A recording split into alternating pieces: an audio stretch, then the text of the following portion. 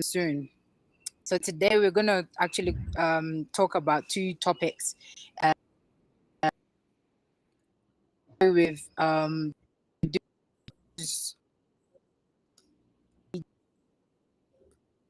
great PI, because it will all add up to your journey.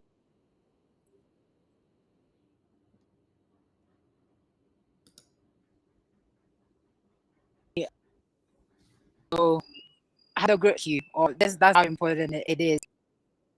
It can make you enjoy your grad school, or make you basically just drop out at the same time. So today we're going to topics, because there are a lot there without the two ones. They're very concerned about how they can turn this around. I mean, it's not a sense, like I keep saying there about it, and bridge in evaluation, how to turn it around. And the thing is, it's not every sort of course or program that they look at a 2-1 or a first class. And the other things that you can do to actually stand a better chance than 2-1 degree holder. So today, this evening, I hope. My name is, and my Dwumah, and the PA, I think, and Dr. Blessing, who's actually going to do all PA, do it. Let them introduce themselves properly. Tune as we dig topics, and if you've got, kindly put it in the comment section, and we would do well to answer it if we do review you on these questions. So, Dr. Enoch, kindly introduce yourself to us. Well, thank you. Thank you for hosting this. My name is Enoch Amarh.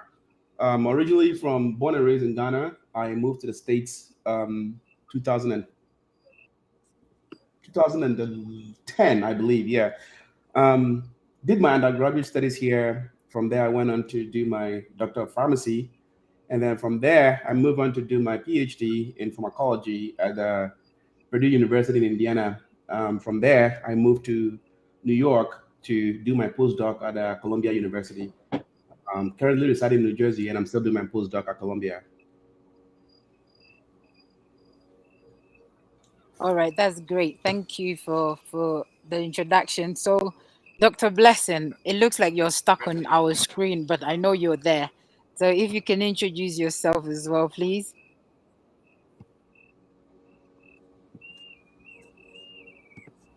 Can you hear me?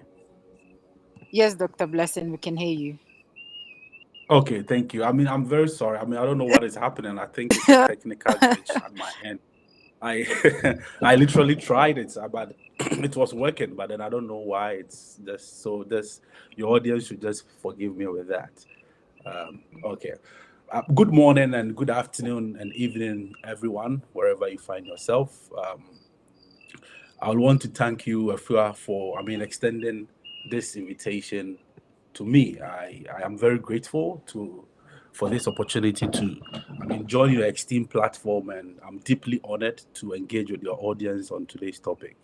And I must say that your remarkable efforts in fostering meaningful discussion deserve commendation. Thank you. And I'm sincerely grateful for the chance to contribute to your show. My name is Blessing Manu, and originally from Ghana. And I'm currently pursuing, I'll say, my second PhD at the University of Saskatchewan, specializing in principal educational leadership, and also the vice president and student academic representative for the College of Education. I serve as an assistant instructor at the First Nation University of Canada, and have been recognized recently with an award from the Saskatchewan Leadership Unit in Canada. My academic journey, commenced with an undergraduate degree in education from the University for Development Studies in Ghana, which I completed in 2015. And satisfying national service needs, I serve as a teaching assistant at the university, the same university I graduated from, a period during which I would say I aspired to further my studies. And in 2017, with the support of China's presidential scholarship, I moved to China to pursue my master's, which was in public administration, and the focus was in management information and leadership, and graduated there in 2019. And from there, my admission to the PhD program coincided with the onset of the COVID-19 pandemic, with my coursework, the proposal leading to a successful thesis and also defense. And viewing China as a stepping stone, I sought opportunities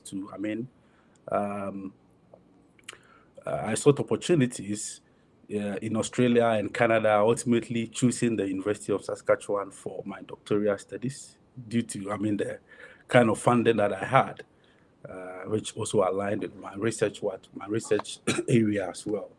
Professionally, I contribute as an article editor for Sage Open, which is under Sage Publication, that is the publishing house, and also a reviewer for Cogent Education and Applied Artificial Intelligence for Taylor and Francis Publications. And I'm also a lifetime member of the Eurasia Research Team with 9 publications and 108 citations on Google Scholar, and still counting. Beyond my academic and professional pursuits, I have also devoted time over the past few years to assisting friends, with their CVs, and also supporting, individuals throughout their graduate school application. And my engagement on LinkedIn has also allowed me to, connect with fellow scholars, also sharing insight on pursuing further education abroad. I have also contributed to, community by helping with some sort of payment, application fees to potential students, which I find it as fulfilling, which also allows me to give back to, humanity.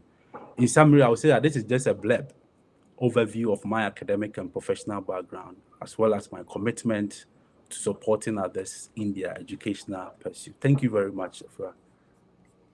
Wow. That is impressive. That is very impressive. Thank you so much, Dr. Blessing. And now that I'm going to openly invite you to join us, myself, Dr. Enoch, and a few people are coming together to actually take people through the scholarship route, especially those with underprivileged backgrounds. So I'm using this opportunity to invite you, since you're already doing something like that, to join us in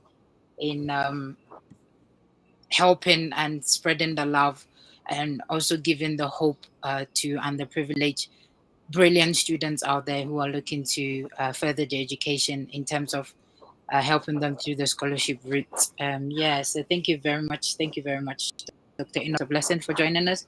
And those of you that have joined us today, thank you. If you've just joined us, welcome to Changing the Narrative, where we talk about scholarship process. We talk about everything, to be honest. The hard bit, the okay bit, the in between, and also to sort of give hope and to get people to keep trying, because you're not the only one on the journey. There are a lot of people looking for these opportunities, and it can be very unfriendly. But these sort of events is here to encourage all of us to keep pushing, and that we will get there. So today we're gonna focus on the low CGPA first. So Dr. Enoch, you will have to answer my first target and then I'll move to Dr. Blessing. So low CGPA, Dr. Enoch, I know you sometimes sit on the board and review these sort of applications. So I'll use myself as an example. For a person who didn't get a first class or a 2-1, what are my chances of actually getting funding? Okay. Let me switch here. Can everybody hear me clearly? Yeah, we can hear you. Okay, great. Well, sorry, actually, let me interrupt you before you answer. My background is dark because where I am, there's this the lighting is very bad, so pardon me today. okay. All right. Well, thanks again for always allowing me to use a platform to educate people on the academic journey. And you've done a tremendous amount of work in creating this platform. Some of us want to participate or do this kind of events to educate students, especially international students from all over the world. And I'm glad to also you know contribute with Dr. Blessing. We've had a conversation here and there a few times on this platform as well. Um, so a little bit about my background in terms of sitting on boards to help recruit students into graduate programs and other, whether it's fellowship or residency programs, because I have a clinical background and I also have a scientific background as well, because I have my pharmacy and my PhD in pharmacology. I've sat on different boards, and each program has a different way of, they have their categories of for admitting students into the program. Also, some PIs are very specific about what they want from a student. So each university and each program may have different specifications or requirements to be admitted into the program. Um, so for someone, like you did mention, someone with a low CGPA, what are your chances of getting into a PhD program or a master? I can speak more for master's program. Um, I can speak more for a PhD program. I don't know for the master's program. But for a PhD program, PhD is a very unique program in the sense that it's not like the traditional undergraduate studies where it's more about your grades and your GPAs and how did you do in high school and all this kind of stuff. It's not like that. A PhD program is very rigorous and it's more of a self-motivated thing. So yes, your GPA matters, but I have never specifically looked at an individual's application and go straight to their GPA or CGPA. We call it GPA here in the United States, and said, oh, they have a low GPA, so they cannot do it. There are different reasons why somebody may perform poorly in undergraduate studies. So in such a case, the question I ask myself is why is somebody with a low GPA still trying to pursue a PhD program, which they are clearly aware that it's a very intense and rigorous program. So I tend to look at other things that a person have. What have they done? I will also look at other applications. But the most important thing to me is my communication with the individual. What is your motivation? Some people learn differently. Some people are not very good test takers. Some people are not very good at it. They are more of critical thinkers and able to kind of like write documents. They are able to think outside the picture of selecting A, B, and C and stuff like that. So they may not perform well on exams, which are like either multiple choice and stuff like, which is typical of most undergraduate studies. So if such a person is still trying to pursue a PhD, they have some motivation inside of them, and that's what I try to look for. That's what we are more interested in, because in a PhD program, you are not coming here to take exam. It's not about writing exams. It's critical thinking. You are trying to study something that nobody has done before. Okay, and anybody can do that. Not anybody, but specific people can do it, and you can tell if inherently you do have that. So I personally, and the PIs that I have worked with, do not necessarily pay attention to your GPA. The only time it may come into consideration is when we are looking at 2 or 3 students who are very competitive, who have, come down, and let's say we cannot admit all these 2 students and we have to narrow it down to 1. That is where we may say, okay, the only breaking tie here is the GPA, which has never happened since my time of sitting on boards and being in grad school, where it come down to we narrow it down to 1 person. So I personally, from a personal experience, I don't really look at people's GPA when it comes to admit them to a PhD program. That does not mean that it is not important. If you have the ability to improve your GPA, go ahead and do it. Focus on it. Don't think that because it's okay to have a low GPA against a program. Like I said, every program is very different, and there may be specific requirements to apply into it. But as someone who eventually is going to be a PI and recruit students, looking at someone's GPA is the last thing on my mind. Okay.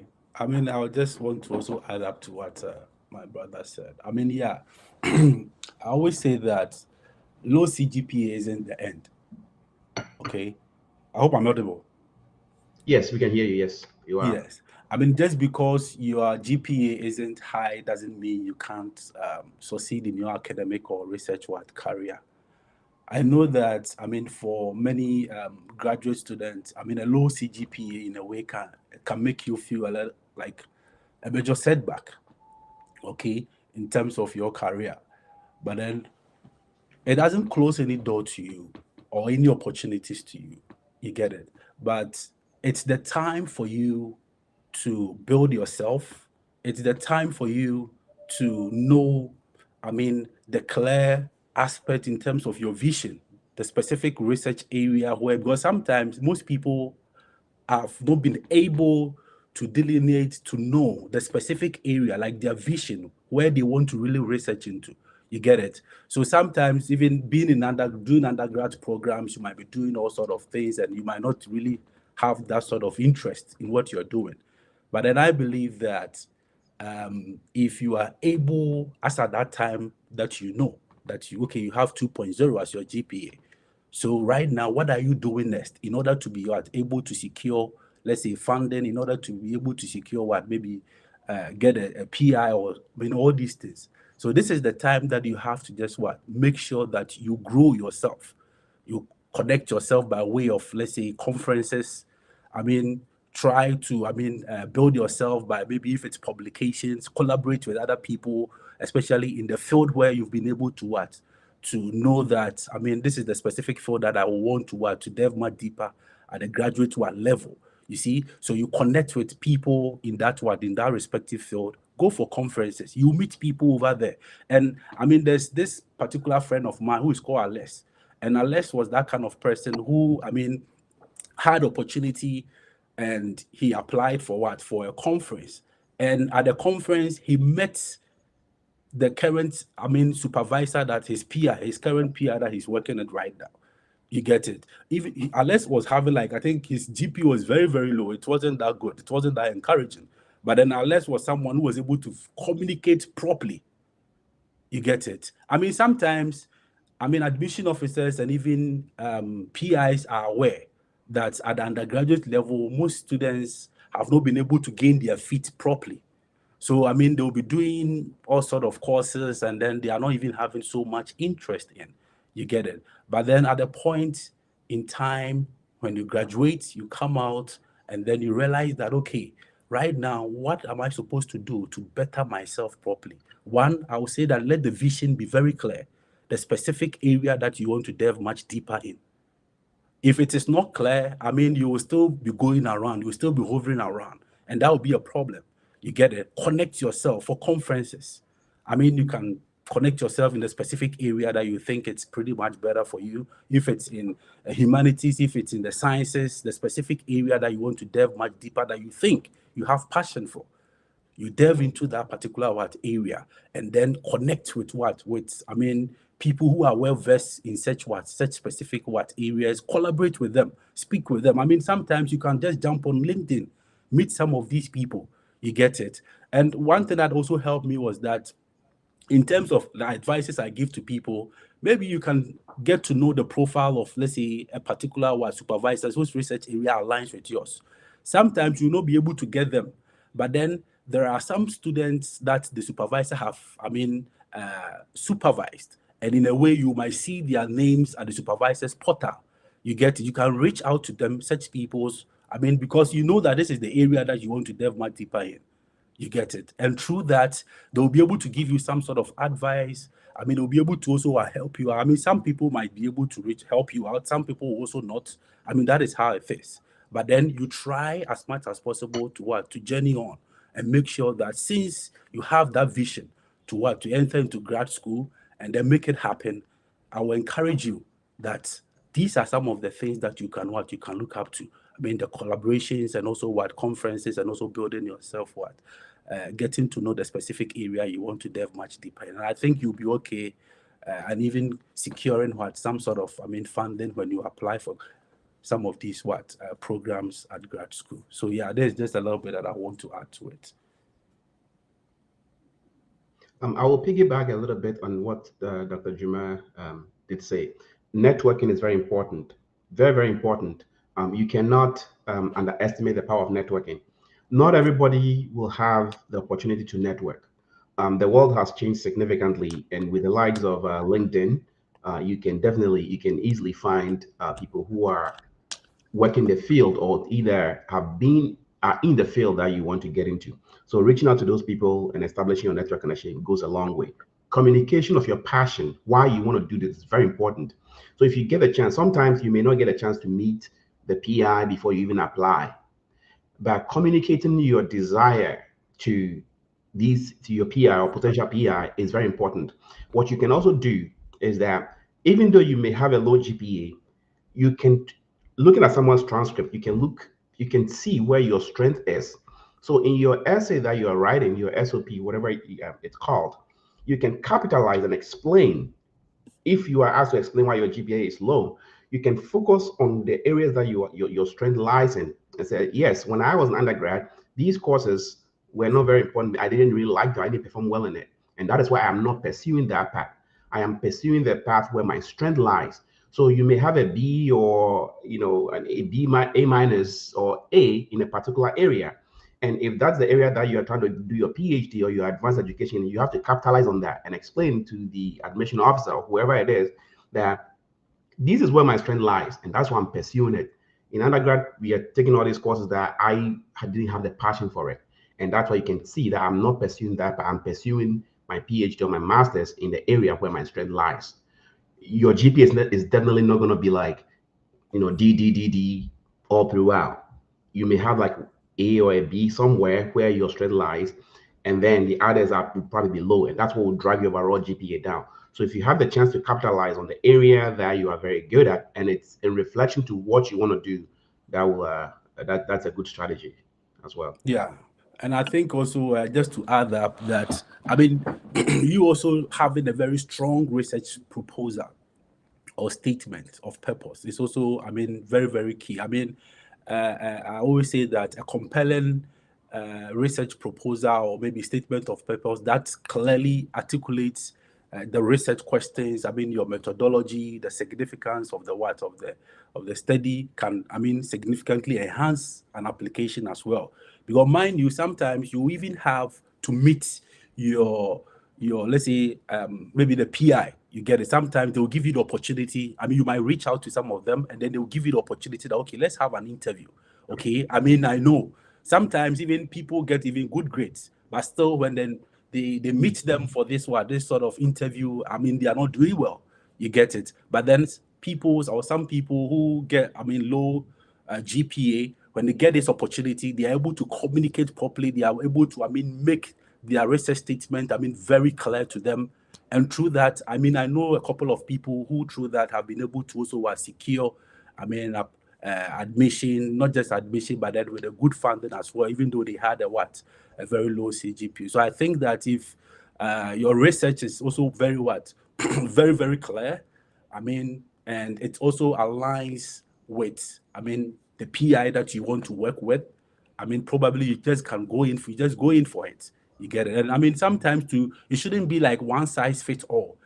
You are not just using, okay, the University of Texas proposal, and then you are using it for, I mean, try to read about the principal investigator, how, I mean, the details about her or him, and I mean the kind of work that she's also doing, and maybe there might be some just go and read some of his or her papers. You get to know some of the things that she really wants. But then if you're using, it's more or less like using a personal statement, let's say for University of Saskatchewan, using it for University of Texas, using it for this and that. I mean, you just have to know that if you are doing it in that way, sometimes it might not work properly.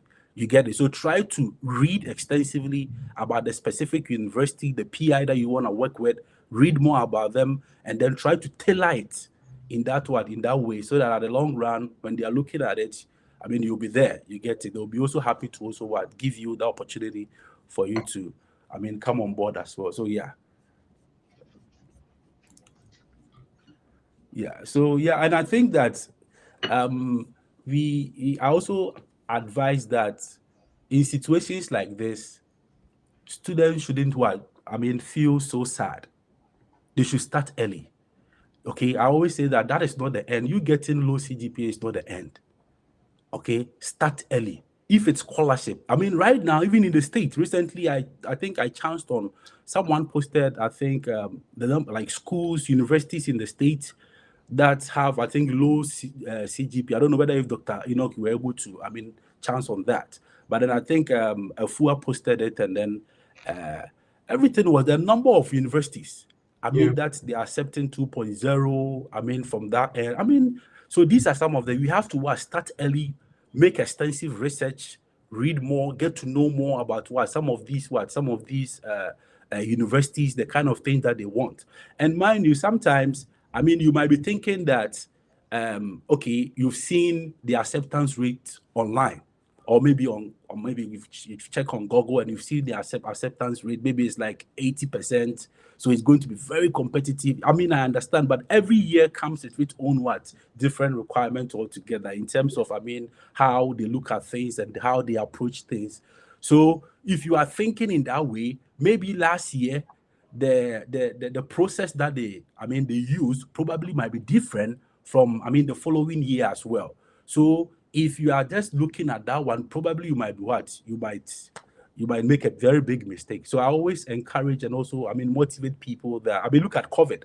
When COVID happened, I mean, look at the number of people that even in Northern America, the number of students here in Canada like this, I mean, the number of students who came in was almost 960,000. You can just imagine. You get it? Huge number of Huge number of students, not just in Canada, but then I'm talking of us in students that international students actually that I mean applied for admissions and all these things here in the statistics that came. I mean, it's very huge. You get it? So I'm thinking that, I mean, if you find yourself in a position like that, I mean, just don't feel sad. One, I will encourage you, start early, identify your goal. Okay, make your vision very clear, the specific research area that you want to delve much deeper into. Try working on that. I mean, some of us, we are here. You can also reach out to us if it's your CV you want us to review. If it's, I mean, we have been doing that, myself and Dr. Enoch. It's something that we've been doing. So if it's your CV, if it's your, I mean, proposal, I mean, talk of it. We can have a discussion, and then we can give you that sort of advice, which can also help you in that way. But then one thing that I always also see that, I mean, most people find it very, very difficult is letter of recommendation. Yes. That's one of the key things. I mean, if you don't establish that sort of connection with, I mean, your supervisor, I mean, back in maybe if it's Ghana or maybe whichever African country that you find yourself, I mean, I would advise you try to to connect, get 2 or 3 supervisors. I mean, people realize this when they graduate school, when they graduate and they come out. That is when they start to realize all these things. And I mean, yes, I mean, you might be part of it, or I mean, you were able to just connect. I mean, that is good, but then try as much as possible to get 2 or 3 people, okay, that you think that no matter, I mean, the circumstance, the situation that you are going through, you'll be able to just get these people to come on board and just help you. I mean, I know of a couple of friends that they thought they had a supervisor who is very, very I mean, understanding, but at the long run, the school sends an email to the like this lecturer back home in Ghana, and I mean the lecturer did nothing about it. Yeah. And the guy wasn't able to get the admission. You get it? So I mean, try connect with them and make sure that you get a very good letter of recommendation from them. And I believe that as you do that, I mean, you will be able to just secure some of these admissions and also funding as well. So I mean, Dr. Enoch, if you will also want to. Yeah. Final. One little thing I want to add to that one before if we'll move on to the next one. Is that Blessing said everything. He has said it all. Letters of recommendations are very important. And on the issue of low GPA and the stuff that was published online, I did see that. I did see the university and all that kind of stuff. And I think the education landscape is changing significantly. It's shifting from the traditional way of judging a student or characterizing a student solely by their cumulative GPA. That mantra is not working anymore. People have realized that. PIs have realized that. There was actually a study a while back where universities usually will admit students based on their TOEFL and what's the other exam that they use. And it was a study that was published by, I think it was Princeton University, and they realized that it's not important. It's students. I think I forgot what the other exam was. It's TOEFL and Is something. it GRE?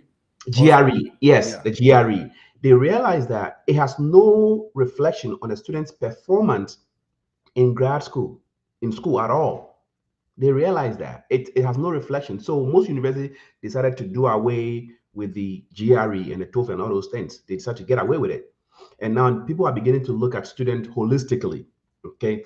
And particularly for graduate school, people, PIs and the university are looking for people with diverse way of thinking. Diverse way of thinking.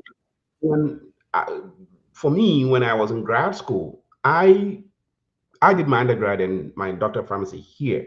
So when I was transitioning to the PhD program, it was a little different because I have, in pharmacy school, it's not like undergrad. It's a totally different program. So when I got into the PhD program, I also saw people who were coming straight from undergraduate studies into the PhD program, and the mindset was totally different.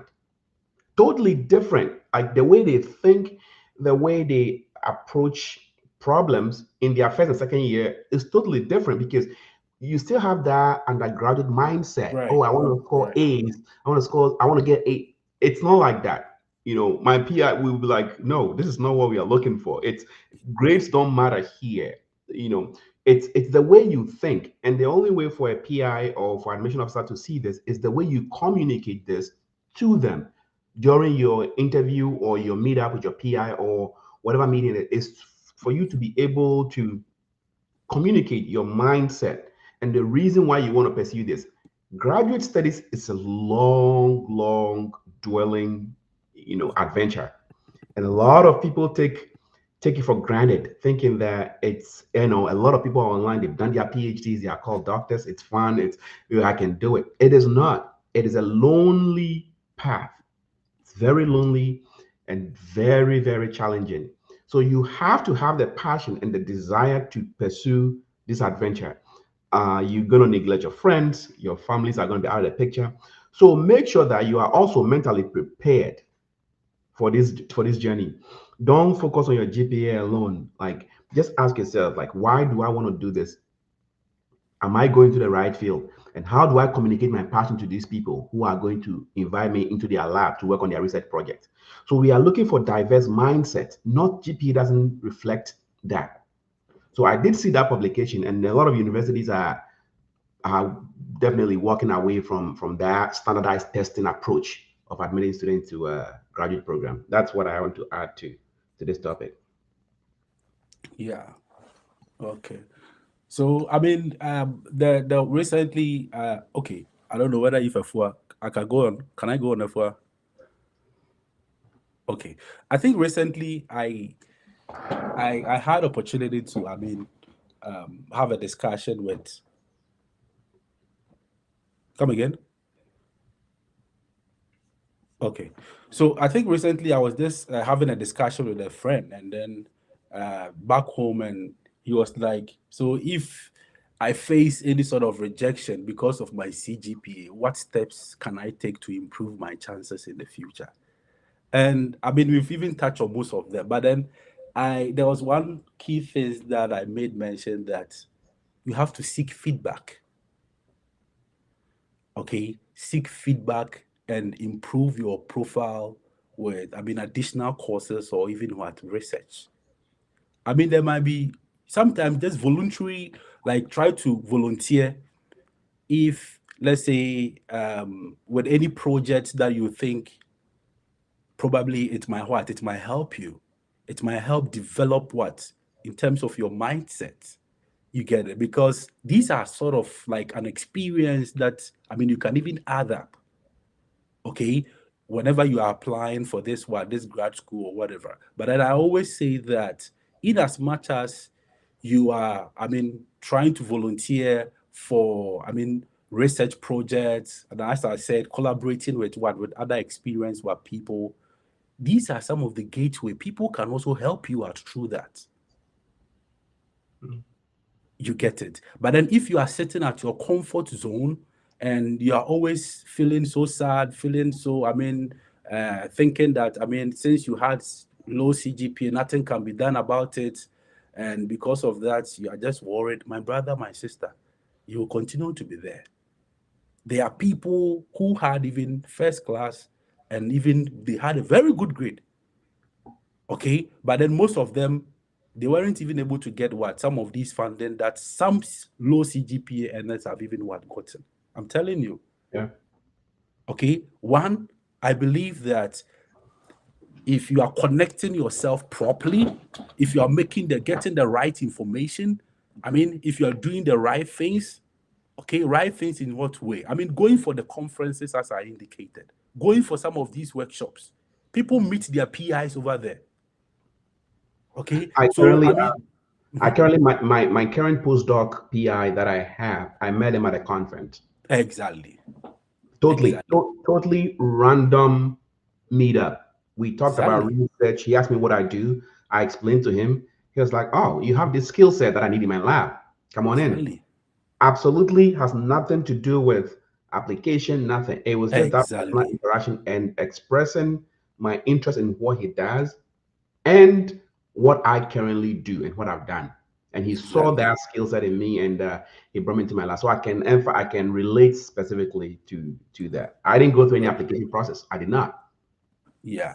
So the key thing is persistence is key, and it's break all barriers, right? So we just have to keep on. We have to keep on. Guys, we just have to, okay? Because most people, I would say on this platform, when they are given the opportunity, they'll do better. They are going to do great. They are going to do wonderful. You get it? So just don't feel sad, don't feel demotivated. Be confident in yourself, believe in yourself. The only thing is that prepare your research state, like your research, your proposal, prepare it. Give it to people for them to review it for you. Some of us, we are here, we can help you out. Okay, just do that. Take that step. Okay, take that step. You need to.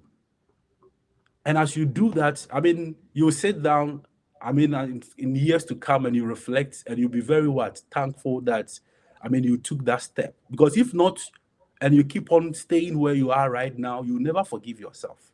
Yeah. You will never forgive yourself. So you need to, try as much as possible. And then, because I always say that before when I went to China, and I graduated, and one of my very good friends who is also in Australia. So he was very, we used to talk and do everything. He was like, okay, Blessing, you can just look in some of the schools here in Australia. And there was one particular school that I wanted to go in Australia. That's University of Wollongong. So, it's a university that, they will do everything that I'm so much interested in terms of my research area. They supervise everything. Everything was okay. So I had the school, but then funding was a problem. You get it? Funding was a problem. And as at that time, too, even before going to China, I had already applied for University of Saskatchewan. So when I started my master's in China, the admission for University of Saskatchewan came. But as at that time, I have started, and I told myself, okay, no, I'll just finish up with everything, and then after that, I'll apply for the PhD. So in Canada, I only applied for only one university, and that's University of Saskatchewan. So after realizing that I wasn't able to get the funding for, the schools in Australia, I tried as much as possible to apply here in Canada, and I had it, and I had funding. You get it? So in as much as I took that step, I also had, friends or people who are also positive. You have to surround yourself with positive people. Okay? Surround yourself with positive people who can also push you, people who want the best for you. You get it? So, let's try today. Maybe at the end of our conversation, one thing I'll tell you, start early, identify your goals. The specific funding that you want to try researching about it, and also make sure that your letter of recommendation Two, you are also looking at it very well. Craft what the research, what the proposal, craft it very well, give it to several people for them to peer review it for you, look at it for you. And at the long run, the comments that they are going to give to you, hopefully you just try to inculcate that, try to work on that, and you'll be good. You'll be able to to get that admission. It's not just about, low CGPA, I know it's hard, but then I'm telling you that there are people who have also secured funding, and very good funding, that are in here in the northern America. So this is something just to add up, and also to let you know that yes, we can all do it, and together we are here to help. We are here, whatever support that we can. In terms of advice, in terms of reviewing, in terms of one-on-one talk, whatever. Reach out to myself, and also and to Dr. Enoch as well, and we will be able to also guide you through. But then Dr. Enoch, I don't know. Okay, maybe if Afua is there, Afua, you can. Hello? Yeah. Can you guys hear me? I've Yeah, we been can trying hear to you. think, I don't know, but now it's working now, which is good. And thank you both for taking over the conversation. So I said, you guys have answered all my questions in one question, because I had a lot of questions, but then now okay, I don't think they can hear me, because I it think, was all answered. yeah, we can It's hear been you. all answered, so it's really good. Yeah, we can still go on if if you want us to. Yeah, I mean the number on the platform seems to be going up and up, so we can Yes. before I just Yeah, keep so it's good. ask the It's good. questions and we will keep No, going. so it's really good. I was like, okay, I think even though they can't hear me, they're more or less answering all the questions I had, most of them, at least that I had prepared for us to talk about.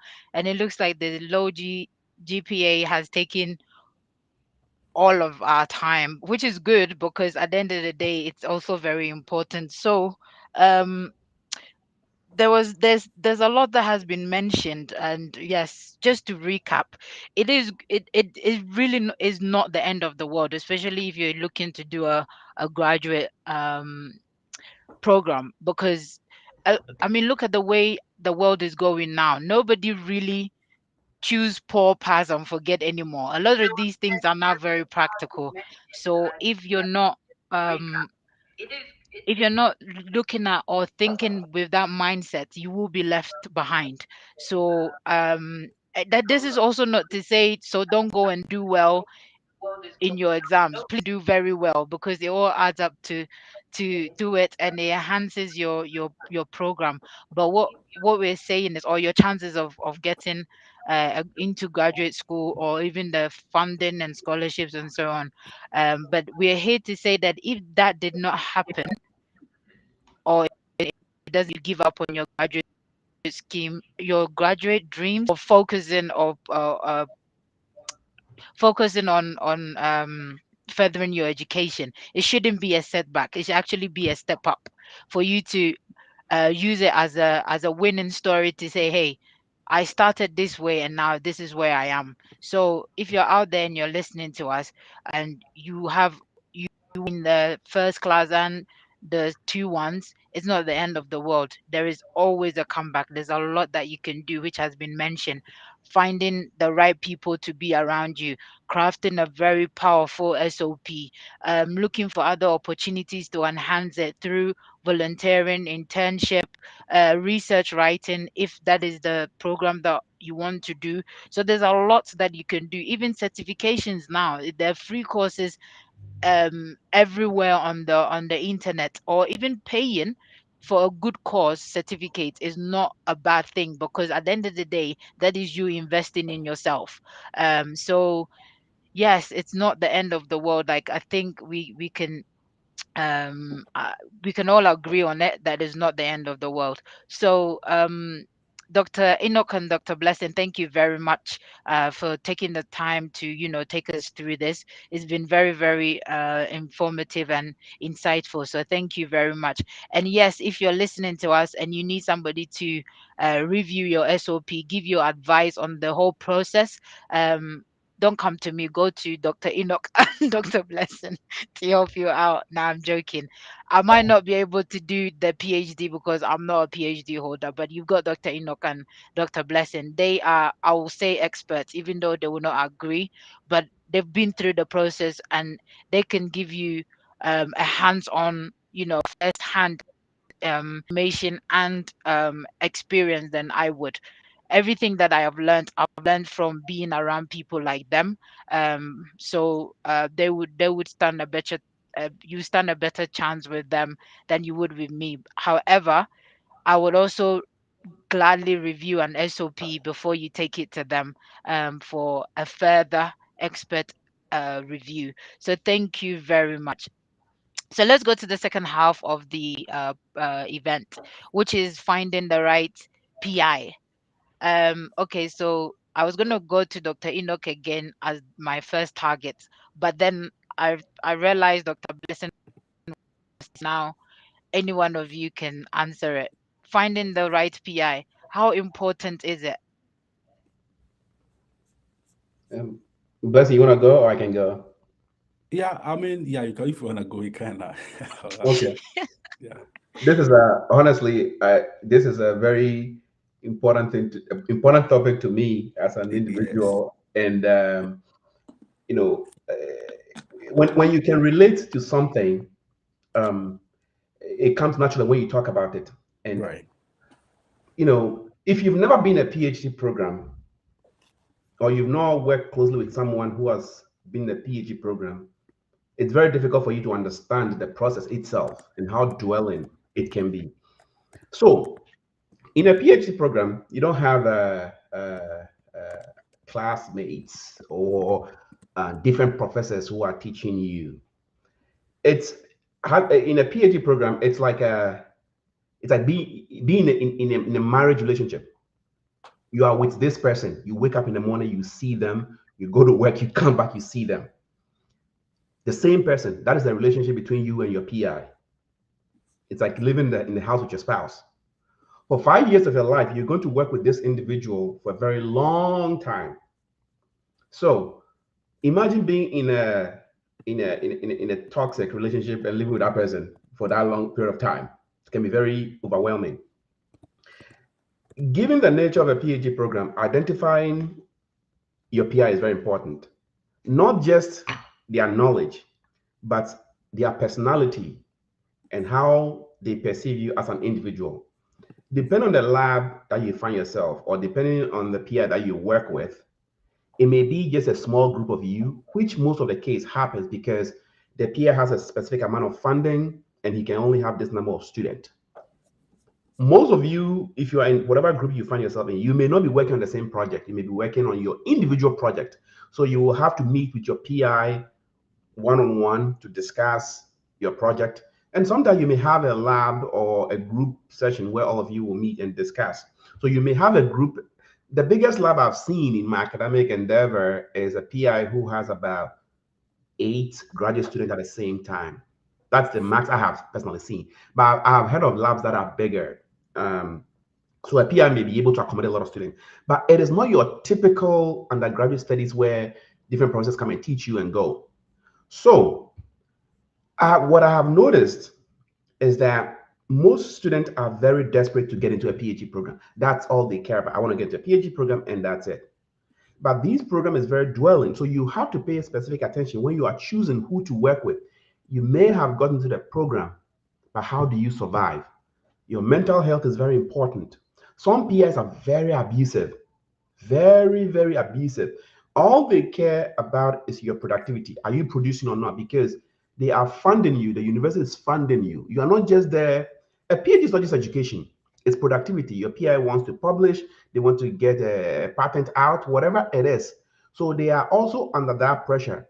Your success is a reflection of their success as well. No PI is admitting students just because they want to help students. They have a project, they want to work on it, they want to publish it out, and that advances their career. Okay. So if they are frustrated, it trickles down on you. So you have to be very specific and know what you want. Investigate the behavior of this PI. Identify previous students who have worked with this particular PI and have extensive conversation with them. Ask about the work environment. People take this for granted. And I will say this specifically for international students, particularly people from the continent of Africa.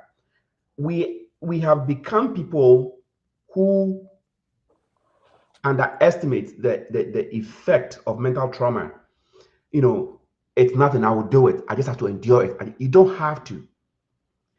We are more likely to take a lot to be subjected to unfair conditions than people who were born and raised in the West, because they know their rights. They know that I don't have to go through it.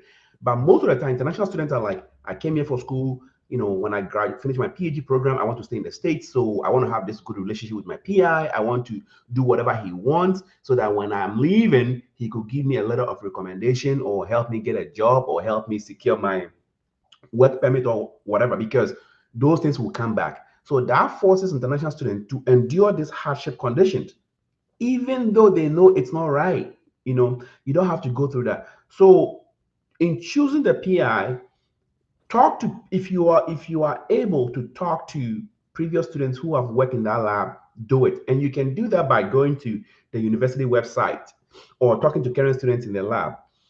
Also, the way to find out the right PI, most of the time when you get admitted to a PhD program, your first year, you are made to rotate through different PIs, because I'm speaking specifically on based on the US standard. You have to rotate different PIs, like people who are in the university, and determine who you eventually decide to work with. So in that process, pay attention to what the people in the lab are telling you. Look at their behavior. Do they seem stressed? Do they seem like worried? Do they seem not to be happy about where they are? And take clues or cues from these people and make sure that you make the right informed decision. Because if you don't, and you end up choosing the wrong PI, you have to endure with them. You have to endure all that they have to throw at you for the next 5 years. And it can be long. It can be very overwhelming. So please pay attention to who you want to work with, not just the application process. Once you get admission, look at their behaviors. I have worked with PIs who are not directly, thank goodness, in my academic journey, I have never worked with any PI who is abusive, but I have known some in my department currently that people have regretted working with them. And it may be too late because you may not be able to switch PIs. So please pay particular attention when you get admitted into a university and you're about to choose your PI. Don't just say, oh, I got admission and that's it. Oh, they are working on a decent project. Oh, it's cool. I want to work on it. Don't just do that. Look at the personal traits. Is this person going to be there for you when you are down? Because in the PhD program, 98% of the time you're going to fail. Your research is not going to come out. The 2% of the time that things are going to work is going to be great. So the 90% of the time where things are not working, who is there to uplift you? It has to be your PI, and nobody else can do that. So if you don't have a PI who has this mental strength or these morality to encourage their students to make sure that they are mentally fit, they are able to get back when things are not right, that's the kind of PI that you want. And you can hear this from students. And don't ask these questions when the PI is around. Take these people on the lunch break or meet offline and just have this intimate conversation. Some people may not tell you directly because they don't know what you will eventually go out and tell that PI.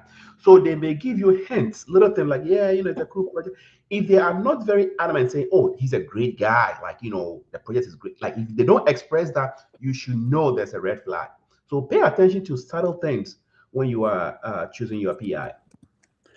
Okay, I mean, Dr. Enoch, you've really alluded to so many things that I was about to even say. But then, yeah, just to add up, I would say that student supervisor relationship is very, very, very important. Choosing the right PI or finding the right mentor matters a lot. You see, I always say that the mentor you choose for your research can make a big difference. And it's like picking a coach for your sports team. You want someone who understands your strengths, understands your weakness, and your interest. So, in as much as you're picking what? A PI, you have to make sure that you have some of these key things in mind. my route was a little bit different because for me, with the University of Saskatchewan, I mean, every university, I mean, have its own policies, right, and its own requirement. But then with the University of Saskatchewan, specifically in the College of Education, what happened was that you don't need to apply for any, or I mean, to seek for what? For a supervisor. But then there are some of the department you have to, as Dr. Enoch was saying, which I mean is literally the same here with some of the departments. But my route was a little bit different because for me, it was the department based on the research proposal or the research topic that I submitted will give them a fair idea of, I mean, the specific supervisor or the specific PI that we should align this particular students to. So on I think in one of our classes, the graduate chair indicated that out of the 100 students, I mean, 100 students apply for the program, and then they just picked 5.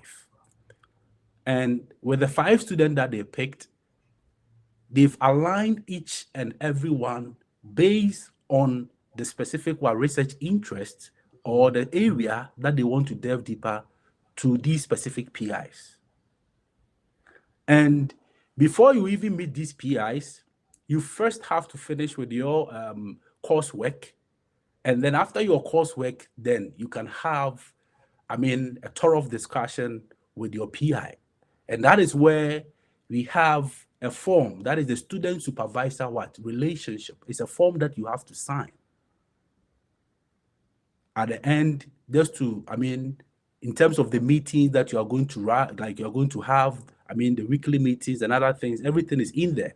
So your supervisor will sit down, or your PI will sit down with you, go through everything before you guys will sign.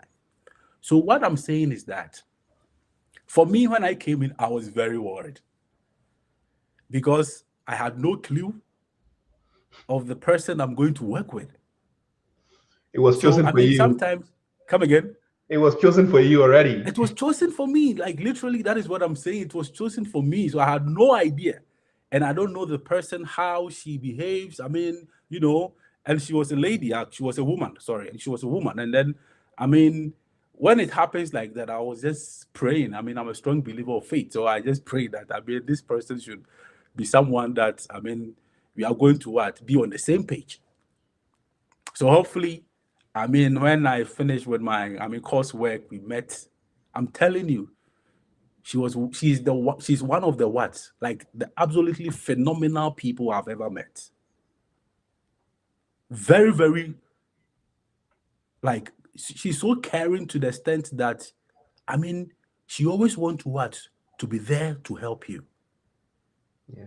And then what happened was that this research works and everything. Even though I'm a student, but then she placed me on, there's a project, a national project called Wakotowin. Wakotowin is a Cree word which means kinship. And it's more or less for the First Nations people. So she made me to go through all the high schools here in Saskatoon. So we have the Greater Saskatoon Catholic schools, and we also have the Saskatchewan public schools as well. So I was able to meet with the directors, meet with the HRs, and even now, I can even recommend people for them as an educational assistant and for them to pick them. Mm-hmm. Look at the relationship that myself and my supervisor, we have. Every Monday, we meet to have a research meeting, have a lot of extensive programs and conferences as well. What I'm trying to say is that, as Dr. Enoch said, if you have the right PI, my brother, my sister, you are good. Yeah. You know that your graduation is assured.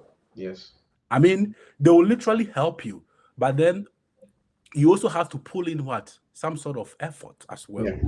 Because here we have, I think in the Northern America, we have something that we call comprehensive exams or the candidacy. I think in Australia, they call it candidacy, but here, I think it's called the comprehensive exams. We call it the preliminary exam. Okay.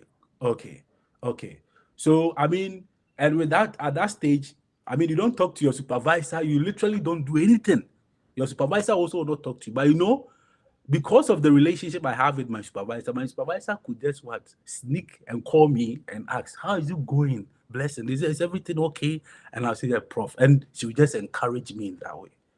Yeah. So, I mean, just to add up, and also just to let people know that, I mean, in terms of selecting, if you have the opportunity and you are reaching out to PIs, make sure you're reading more about them.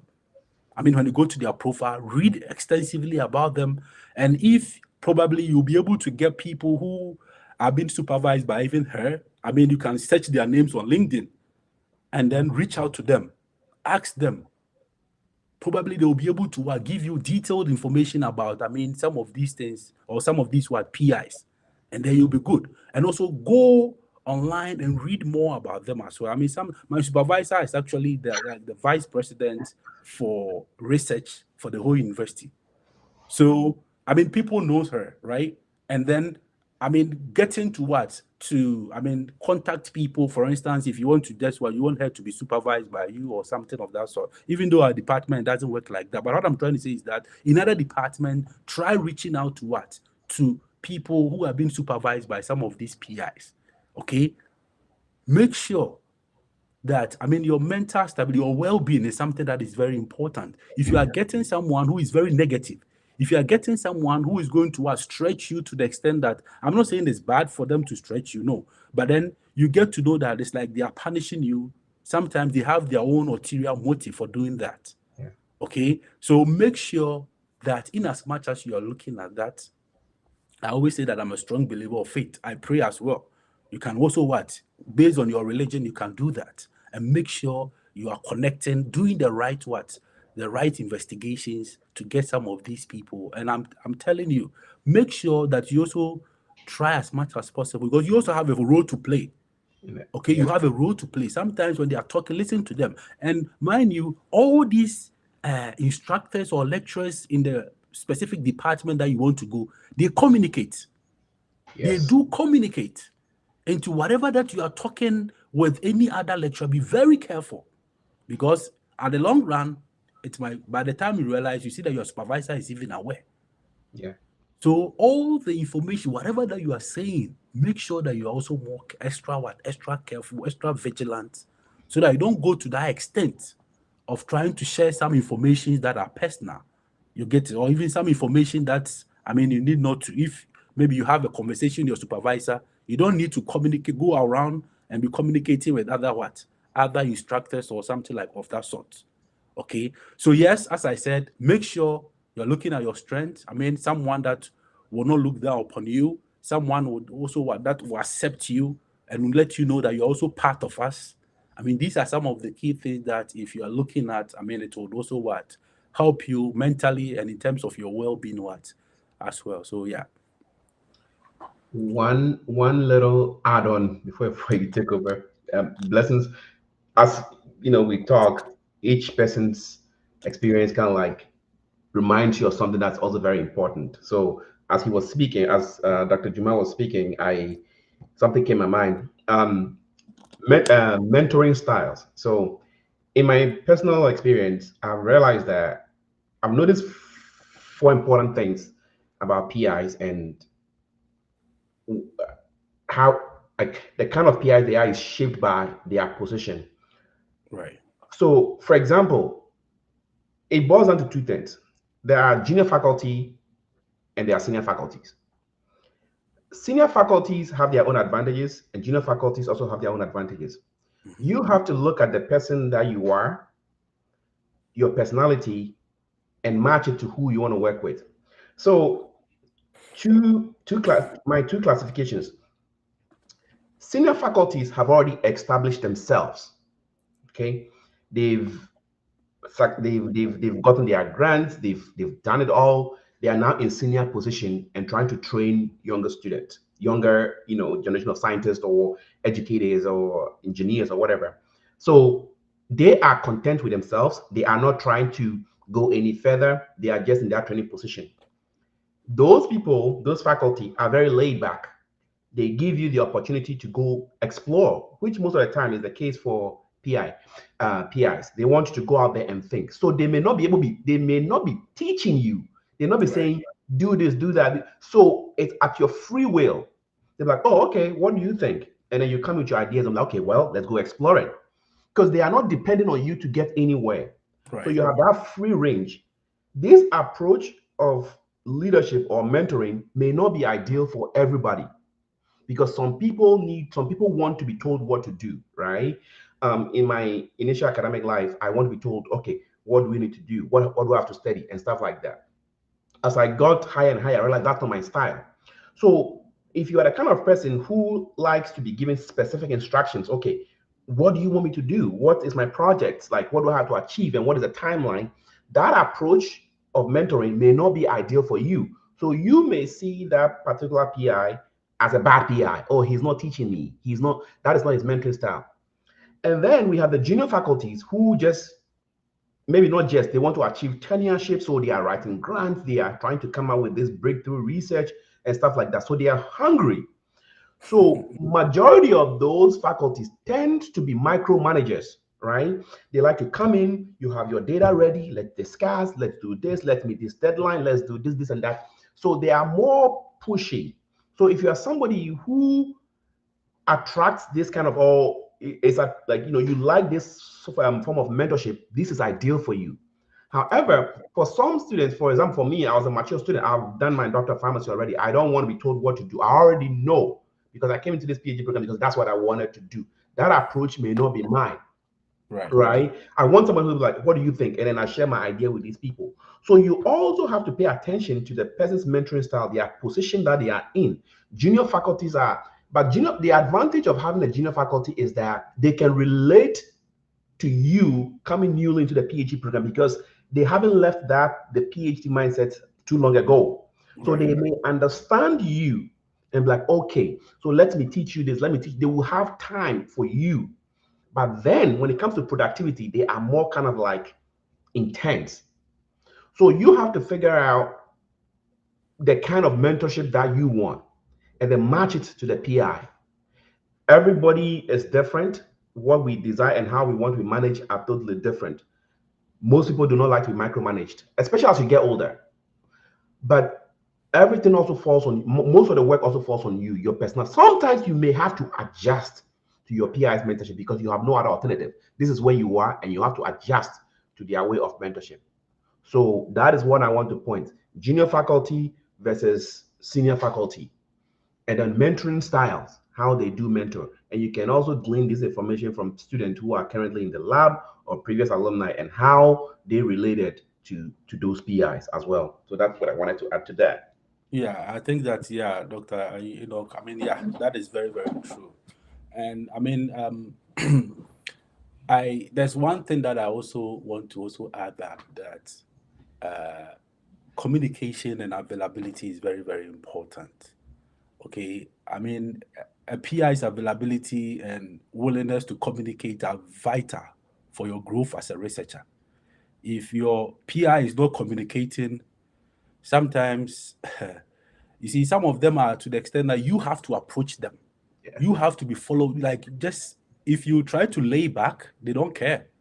So that is where I'm trying to just add it up to, I mean, the senior and the junior, because the seniors, they don't care. They've already made their name. I mean, the publications, they have it, right? So you have to make sure that you chase them around. That is the word I have to use. You have to chase them. Yeah, If definitely. not, you're not going to get them. You get it. So I mean, when you get to meet them too, they are willing to also what? I mean, share with you, I mean, give you the ideas and everything. But then don't think that, I mean, if you lay back, they are going to call you, they are going to do that, they are going to do no. So I mean, it's also one of the things that we have to also inquire about their expectations regarding meetings, update, and availability for discussions. I mean, inquire, try to find out, ask them questions. Okay, ask them, because if you are not doing that, I tell you that it will get to some extent that you see that things will, like, there's going to be a lot on you and you can't even do anything. You get it. So in order not to just what? In order not to find yourself in such situations, I mean, always try to be on the same page with your PI. Always try to be on the same page with your PI. Whether if it is email, if you get to know that some of them, they are very active when it comes to emails. Okay, immediately you send them, I mean, in some maybe 5 minutes, or I mean, unless they are very, very busy. And even if that one, maybe 10 minutes, they will even reply you back. If you get to see that that is the mode that they communicate best, try to use that. Okay. If you also get to see that, okay, for them, they will always want to meet you at the office. You try to do like meet them, try to have that time and meet them. You get it. And as you're doing that, I mean, you get to know that your PI will be very responsive and also open to what regular interactions, which I believe will be very crucial for you as well. So, in as much as you're doing that, you're also putting it at the back of your mind that always try to, in a way, if it's a research project, try to be doing something. Don't always go to your supervisor without anything. Like you just go there, you discuss it, the next meeting. I mean, your supervisor will be expectant of something and you're not bringing anything or something. Try to do something. Okay, give it to them, give it to the specific supervisor you're working with, and then find out. Probably they'll give you some comments, whether if it is publication. I recently had a chat with I think one doctor who's called Dr. Tanisha. I mean, very good friend of mine. She's from Jamaica, and then we were chatting, and she told me that there's one thing that she regrets, and what she regrets is for her not taking that advantage to publish more whilst in school. Yeah. Because the supervisor will not give you that pressure to go and publish. No. As you said, you see, I'm trying to relate it to the seniors and the junior supervisors. Some of the seniors, I mean, they have even books, a lot of books that they've written. They have a lot of publications to their credit. But there's for the juniors, fine. But then mostly they will assign you to some of the seniors, and then in some institutions they will say, okay, you have a co-supervisor. So the co-supervisor will be, let's say, the junior, right? Yeah, but then the senior probably will not even have time, because sometimes they have these sort of, I mean, governmental roles that they also are dealing with. So because of that, they'll channel everything to the junior as well. But in a situation where it's not like that, you are just working only with the senior supervisor, I tell you, you have to step up. You have to step up. You do it, you send it to them, they'll review it, they'll look at it, and then you can just go ahead with that. But then if you are laying back, expecting them to, I mean, do this or do that for you, some of them will not do it. Thankfully, for me, the supervisor I work with, she's, as I said, she's very good. Anything that I send to her, she will just look through it. I mean, the comment that she has to make, and she's literally like the one who also want to make suggestions even in the work, by way of she want to even do the work. And sometimes you feel like, oh, prof, I mean, every student will be happy. I mean, if you get your supervisor doing that, right? But then sometimes it's not to your credit. I mean, it doesn't give you that opportunity to also learn. So I think that in situations like that, you try as much as possible to make sure that you are always chasing, I mean, your supervisors, the ones that they are not responding to your messages or whatever. Meet them, connect with them, meet them at the offices, and I mean, wherever that you find them, run and go and get them, and just make sure that they and also some of the supervisors, I'm telling you, some of them are very toxic, very, very toxic. I mean, Yeah. to the extent that, I mean, you know that literally you've given this work to a lot of reviewers, they've gone through, everything is okay and everything is fine, but then they are that kind of, I would say maybe they are perfectionists or something. You get it? Everything, they see it in a different lines or different angles. Some of them are very good. I'm not saying that it's a bad thing though, but sometimes it's too extreme.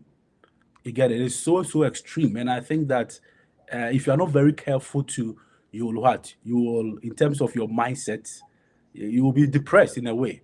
But we are here to let you know that the PhD is a very long journey. Okay, it's a very, very long journey. So if you are wearing a suit as you start the PhD, it's like you are wearing a suit.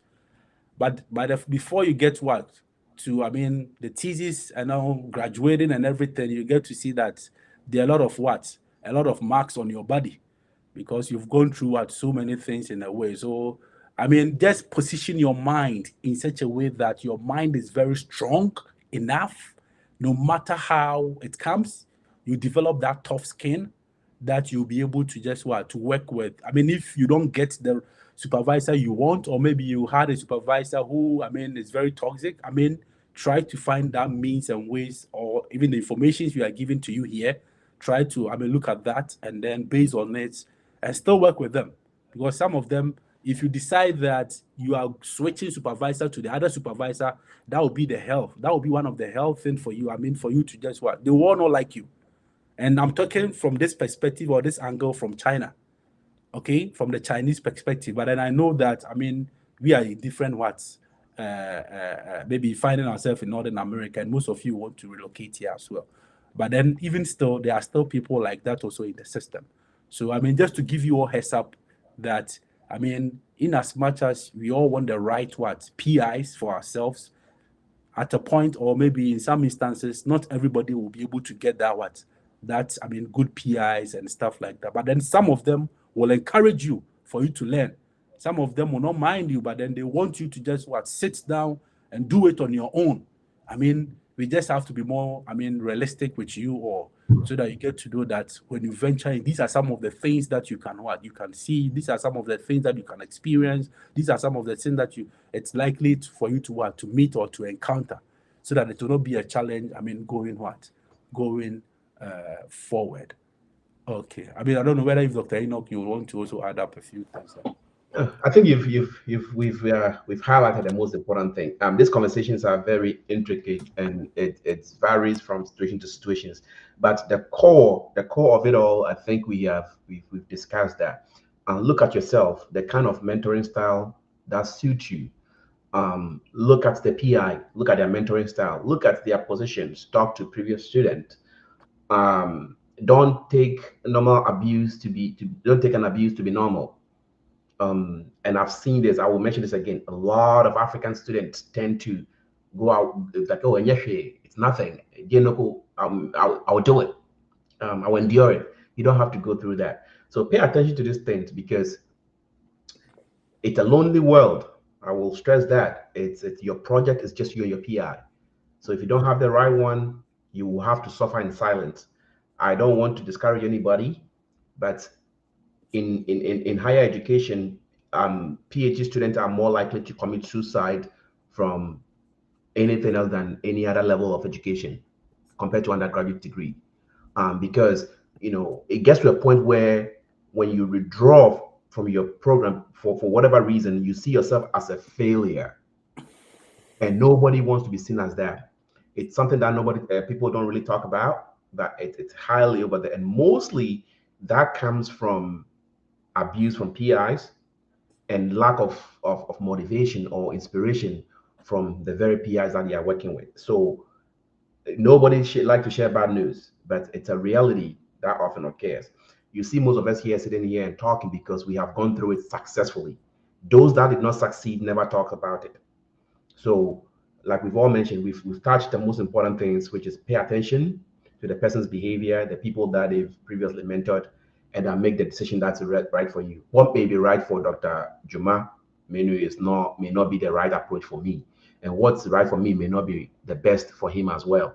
So figure out yourself, match it to, if you have the option to choose, in this case, if you have the option to choose who you want to work with, make that decision. Sometimes you don't, and you just have to rely on faith or your prayers and whatever you believe, and to make sure that you are successful, you're in a good accord with your PI. I think that's what I would add to that particular one.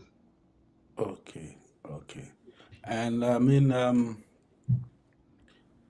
some I think this also came up, and then maybe you can also add up your idea as well. That someone was asking that how can networking help find a supportive PI or research opportunities, and where should I start?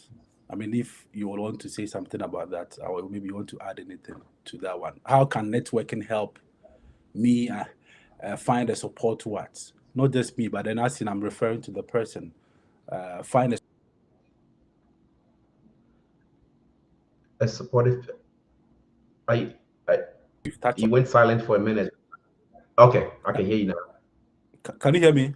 Yes, I can hear you now. Yes. Yes, I said one particular person was just asking that. I mean, you can just also maybe share your idea on that. Sure. That how can he, I mean, find a supportive PI or research opportunities, and where should she start? I mean, we've touched on that though, but then if you will want to.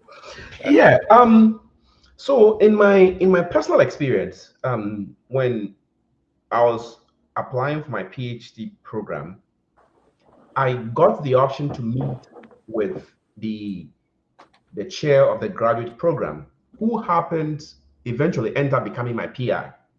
So Wow. during the interview process, what I was paying attention to, because I was coming out of pharmacy school, I was a mature man, I had a doctorate degree, I was equivalent to him at the time. What I was looking for was not somebody who was going to demean me or tell me what to do, like in a very rude manner. And I wasn't desperate for a PhD program. I had options. I was qualified. I had a qualification to go get into any PhD program in any university if the space was there. I was very competitive because I already have an advanced degree. I have an undergrad and I have an advanced degree coming in. So first of all, I wasn't very desperate. So I didn't seem desperate or very specific. Now, in our conversation, I was paying attention to his body language and the way he said things. So you ask questions, you look at their demeanor, and you can tell if someone is genuine. At least I can tell based on our communication. When you ask questions, the way they answer, you ask very challenging questions. Because most of the time, what candidates fail to realize is that even though you are looking to get an admission into a university, the university also needs you. Right. They want you. That's how they keep funding. Like they need somebody to work on their project. So you are not the only desperate person here. Yes, you are competing with other people, but you don't even know how many people have applied to the program yet. And you don't know if you are the best among the people who are applying. So being desperate sometimes clouds your mind and prevents you from seeing the things that you're supposed to see. So desperation can be very dangerous. I paid attention to okay, so in my situation, so I did my undergraduate studies in Massachusetts, which is on the east coast of the United States, and then did my PharmD in New Hampshire, which is also on the east coast.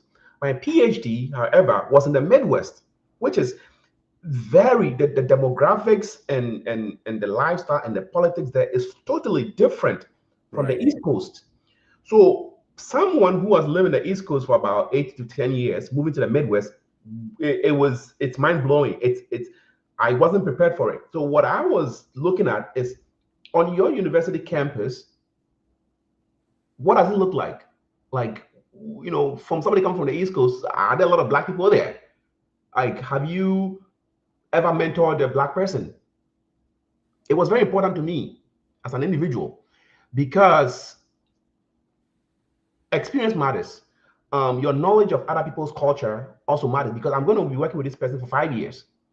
So I was asking subtle questions about the demographics of the campus, his experience of working with diverse group of individuals. Because in the East Coast, I'm used to working in a diverse environment, Black, white, Asian, Indian, and stuff like that. The Midwest it's not like that. So those were the kind of questions that I was asking, and I was looking at his demeanor on how he answered those questions. I also looked at his past students, people that he's mentored, and I found out that he's mentored people from diverse backgrounds. So that makes me understand that he is knowledgeable about different opinions. Because when you're doing a PhD program, working with a PI, you are not just there for a degree. Like you talk about like everything. Your culture matters, your mindset matters. The environment, even the city and the state in which the university is located matters. Right. The United States is so big that people always think that what happens in one state is the same thing that happens in the other state. Totally different. The politics there are different. Some states abortion is illegal. Some states abortion is legal. So if your girlfriend gets pregnant by accident, are you going to be able to have access to those things over there? These are the things that you have to pay attention to. And this has nothing to do with the PI stuff. But you have to pay attention to these things when you're having a conversation with your PI. Ask questions about things that are very important to you. And the way they answer, their body language and their facial expressions will tell you whether this person may be the ideal person or not for you as a PI. So just pay attention and don't seem too desperate, because if you seem that desperate, you will end up not picking up on the cues of a bad PI. That's what I have to say on that. Okay. Doctor, Enoch, I mean, you've really said it all.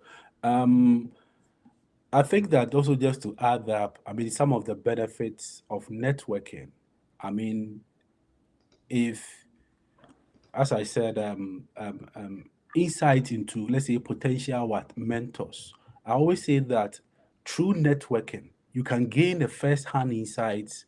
I mean, into the working or mentoring styles of what of potential PIs. So here, conversations with current or former students and colleagues can reveal invaluable information about PIs expectations and also availability and what and supportiveness. You get it. I mean, these are some of the key things that some of the benefits that you can what you can gain, especially if you know of some of these current or former students who have been supervised by what some of these PIs. And I think that you can just what brief you a lot.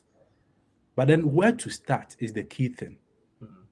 Where if you ask the question, so where can I start right now? We've made mention of so many things. We indicated that academic conference and workshop is key. We made mention of that. And then professional associations. You can join professional associations or societies in your field. Many offer networking events, mentorship programs, and even online forums for members to also connect and share opportunities. And through that platform, you can also meet some of these PIs.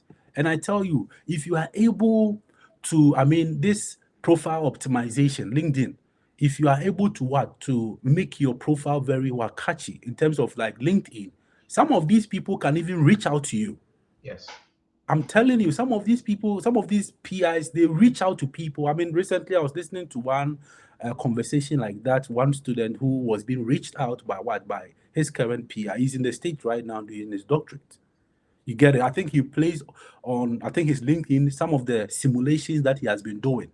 And then one particular person in that particular field reached out to him that, oh, I'm very, very I'm really interested in what you're doing. I mean, if we can collaborate. Yeah. And then they took it out from there. And now that man is the supervisor of this particular guy who is from Ghana.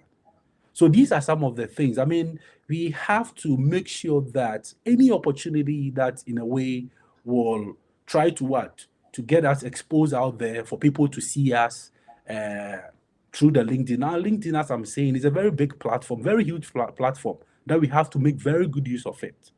Okay. Sometimes even when you are able to publish, you can get people also reaching out to you in that way as well. Yeah. And that is how come sometimes some of the reviews that I've been doing, I mean, from these Taylor and Francis and all these, they reach out to me. You get, oh, okay, we want to make you this, we want to make it. And if that is just keep on doing. If you have passion for that, keep on doing it. Because at a point in time, it's going to get you exposed. People will get to see, I mean, some of the things that you're doing, and they can reach out in that way for you to find yourself. It doesn't matter if you are doing masters. It doesn't matter. Okay, so far as you have interest, so far as you are well specialized in that particular area, you can do it. Yeah. You get it. The only thing is for you to just to read extensively and then make sure that you're making things pretty much clear. So academic conferences is key. Professional associations, join some of the associations, whether if it's in the sciences, in the engineering, in the humanities, join some of these things. You might be able to connect with people in that specific areas. And sometimes it can even be research seminars and even guest lectures. Okay, sometimes, for instance, I remember in Ghana, maybe in some of the universities, they might invite a professor from maybe a different part of the world or a different country to come over to give a talk. Okay, through that, try to connect with such people, talk with them. They might even give you some information. Okay, I mean, where we are coming from, it's like we always lay back too much. You get it? People are so afraid. I mean, in certain things that, I mean, it's so easy, even out here. You get it? Try to approach people. Okay, sort the sort of information that you need, the things that you want. Ask. Okay, and when you do that, I'm telling you, you will land on what you're expecting. But if you're not doing that, at the long run, you'll still be there. Okay, and nobody will help you. Okay, so try as much as possible. If it's seminars, if it's, I mean, guest lectures coming in, try to be there. Try to connect. I mean, if it's in your area, you get it. And probably they can even recommend someone your field for you that, oh, you can talk with this person, and through that you can also indicate that, oh, through this particular lecturer or this particular guest lecturer that you met, in terms of the introduction, you do that introduction clearly to that new supervisor that this one has recommended to you, and probably you can take it out from there. And by the time you realize, you'll be here. So it's not like, as I said, it's not like a one size fits all. You get it? There are different aspects that some people's own will be different. Comparing to others. But then let's try and make sure that we are assessing all the aspects that we have to, so that probably we will be able to, meet the right people, or the right PIs, the right supervisors that will help us in our studies. And I think if we do that, probably we will be able to get what we want. And also, we have to make sure, I always say that cold emails, if you come across a PI whose work genuinely interests you, consider sending a thoughtful and a well-researched cold email expressing your interest in their research, okay, and inquiring about the potential opportunities to collaborate or join that particular group. But then be very concise. Yes. And then express a very genuine interest and attach your CV or relevant work to that. Don't write, like, let's say 3 pages something, and then you send it to them. No, they will not even read it. Yeah. Okay, very concise and straight to the point. Okay, you attach your CV to it, and then you send it. Okay, they will reply. Said, oh, it will be very catchy. They will look at it. Okay. They will reach out to you. I'm telling you, some of them will reach out. Some of them too will not reach out. Just have that in mind. Okay, but then that shouldn't make you feel like, oh, okay, I'm not doing it any longer. I'm not doing it anymore. There are some people who applied almost like they sent emails like almost like 15, maybe sometimes 20, sometimes 50 more. But then they did not reply to them. But they still kept on. Yeah. Okay, and now they've been able to get one, and they are working with. So we just want you to know that all these are some of the aspects that you have to also have in mind. But then, in as much as we are saying all these things, we just want you to know that definitely, so far as you've made up your mind that you want to break this barrier, okay, and get to grad school, you will definitely get to grad school if you've made up your mind that you want to. Yes, you will. It will. Okay, so there are so many universities, so many exactly around the world. exactly. Like, if it's your goal to get there, you will. I like that. I like that. Yes. That thought. Yeah. Yes. So try. The only thing is, don't look at only one particular maybe university. Okay. Try to just surf around, look more. There are a lot of even in the States, there are a lot of universities. Okay. If it's Canada too, you are looking at. There are a lot of universities. So try as much as possible. Go online. I know that recently that it happened that I think Ghana, but then try as much as possible to. I think they said they had an internet glitch or something back home or something. But then that shouldn't make you feel like you can't. Still research and with some of these schools, still keep on. I'll just motivate you. You have to, okay? You have to, because I always say that there are a lot of people's blessings that are hanging on you. If you fail, you fail them. Okay, so this is the time that you have to go ahead and make sure that whatever that you have to do and get it right, just do it. And then at the end, we will all meet you, we all see you. With the conference and the meeting that myself and Dr. Enoch and some other few people, we want to bring it on board, and we can see you all, and we will be happy in that regard. So that is what I want to. I don't know whether if wise. I will add something real quick before I jump. Okay, yeah. You did mention something very important, and I have to express this to a lot of our audience. We've had about 50 plus people on this platform, Right, and I know majority of our student of our audience mostly listening from Ghana. Majority of them, all the content of Africa. I have to bring this into attention. When Dr. Dwumah was talking, Manu was talking, it hit my mind. Some of us in that part of the world may not have access to some of these things that we're talking about. For example, like conferences, right? I went to KNUST. I grew up in Ghana. I left Ghana at the age of 24. So I know the Ghana education system. I know how things work in Ghana. I still do. So when I was in Ghana doing undergrad and all those things, like the number of conferences that I have attended within this short period of time in the United States, I never did that. And it's also because the opportunities were not there. So some of these resources may not be available where you are located. That's not the end of the world. Thank God for social media and platforms like LinkedIn. I'll give one specific example, and I'll like if I take over. When I was finishing my PhD program, which was a couple of about 6 months ago, before I finished, I was trying to get a job. I was considering getting a job. What has happened was that prior to even getting to my 4th year of grad school, there was this conference that I attended. I didn't attend a conference. I had a problem in a lab. I was running research, and at the time, my PI was away, and I had no lab colleague who was working on the same project. So I was looking for help, and I know that if I go on LinkedIn, there may be a group of scientists on there who may be working on a similar project. So I went on LinkedIn, looked at so I'm in electrophysiology, cardiac electrophysiology to be specific. So I went online and looked for a group of cardiac electrophysiologists, and I posted my question on there. I did, and someone responded because they are passionate about what they do. They responded and said, "Hey, this is what your problem is. Go so and so and so and troubleshoot, and it will fix your problem." So the person responded. I went back and looked at the person's profile, and I realized that they are based in Denmark. Okay. So I was very grateful for his response. So I connected with him, and he did right away.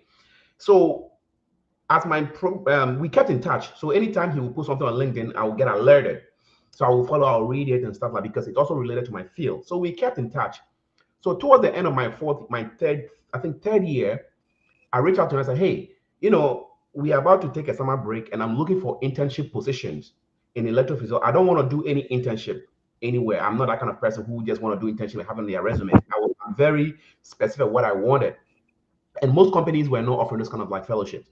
So I reached out to him and I said, I'm willing to even travel to Denmark and pay for my own flight, my own accommodation, whatever, to just train and have that internship experience because it's very important to me. And he informed me that they do not currently have an internship position.